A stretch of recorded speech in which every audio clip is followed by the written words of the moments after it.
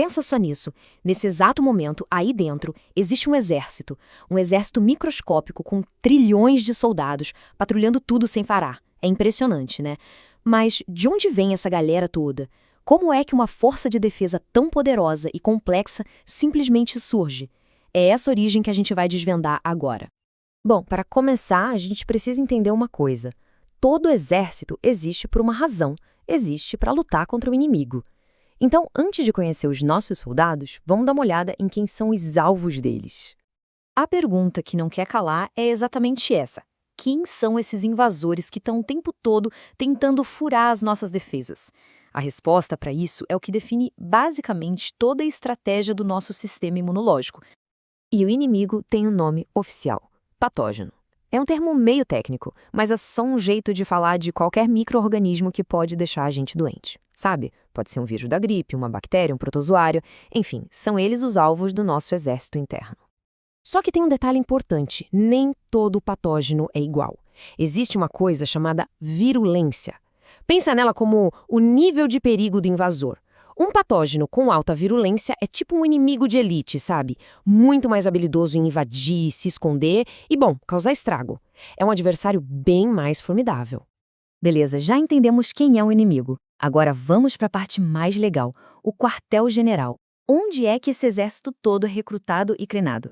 A resposta é surpreendentemente centralizada. Pois é, o centro de tudo fica bem no interior dos nossos ossos. Lá dentro está a medula óssea, que funciona como uma fábrica super movimentada que nunca para, trabalhando 24 horas por dia para produzir todos os recrutas que vão formar as nossas linhas de defesa.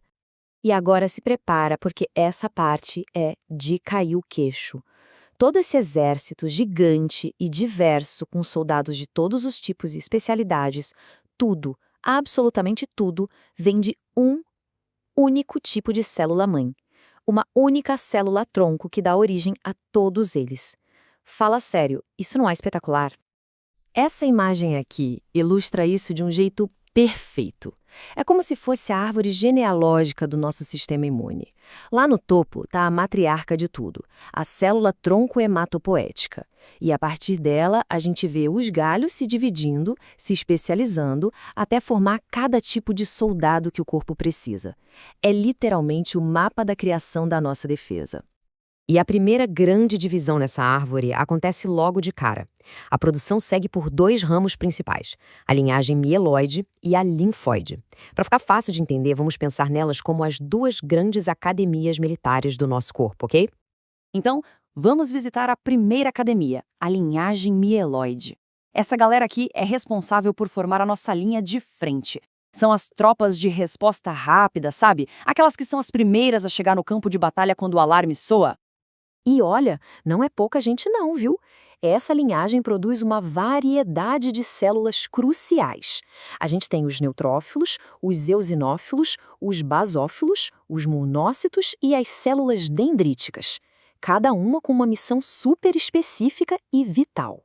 Os neutrófilos são a infantaria de choque. Eles são os mais numerosos e os primeiros a chegar na briga. Eles literalmente correm para o perigo e saem engolindo os invasores sem dó nem piedade. E aqui vai uma curiosidade. Sabe o pus de uma ferida? Aquilo é, em grande parte, um cemitério de neutrófilos que morreram em combate. E aquela cor meio amarelada, esverdeada, vem de uma enzima que eles têm, a mieloperoxidase. É a prova visual da batalha que rolou ali. Depois vêm os especialistas. Os eosinófilos são peritos em combater inimigos maiores, como vermes parasitas. Já os basófilos, esses são famosos por darem um alarme nas reações alérgicas, liberando substâncias como a famosa histamina. Agora, olha que legal essa transformação. A gente tem um monócito que fica patrulhando no sangue por pouco tempo. Mas quando ele percebe que tem problema em algum tecido, ele migra para lá e se transforma. Ele amadurece e vira um macrófago, que é tipo a versão mais parruda dele, maior, mais duradouro e uma verdadeira máquina de devorar patógenos. E para fechar essa turma da linha de frente, temos os batedores, os espiões do nosso exército, as células dendríticas. O trabalho delas é inteligência pura. Elas capturam o invasor, processam a informação e levam um relatório, um pedacinho do inimigo, para as forças especiais. Elas são a ponte, a comunicação essencial entre a linha de frente e o comando de elite. Ok, já vimos a linha de frente. Agora vamos para outra academia militar, a linfóide.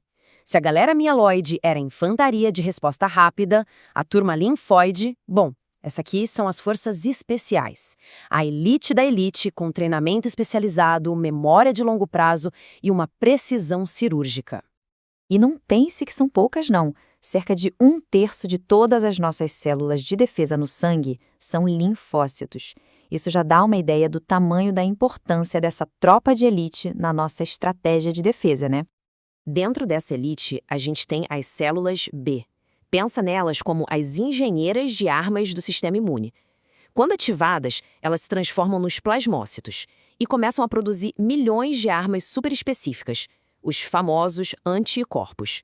E os anticorpos são como mísseis teleguiados, projetados sob medida para acertar um único tipo de alvo. E aí vem os versáteis comandos, as células T. E aqui a gente tem uma equipe multifuncional. As TCD4 são tipo as generais de campo, que coordenam o ataque ativando outras células. As TCD8 são as assassinas, que destroem as nossas próprias células que foram infectadas por um vírus ou que se tornaram anormais.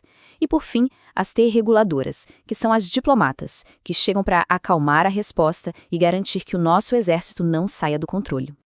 Ah, e não podemos esquecer das células Natural Killer, ou NK. O nome já diz tudo, né? Assassinas naturais. Elas são como vigilantes independentes, ficam patrulhando o tempo todo e, se acham uma célula doente ou suspeita, elas não esperam ordens. Elas simplesmente agem e eliminam a ameaça na hora. É impressionante. Ufa, quanta gente especializada, né? Mas depois de conhecer todas essas unidades, a gente precisa juntar tudo. Porque o ponto crucial aqui é que nenhuma dessas células trabalha sozinha. A verdadeira força desse sistema está na coordenação. E aqui a gente fecha o ciclo. De uma única célula-tronco lá na medula óssea nasce um exército completo, com infantaria, especialistas, inteligência e forças de elite. Todos se comunicando e colaborando para manter o corpo seguro. É uma das sinfonias mais complexas e belas de toda a biologia.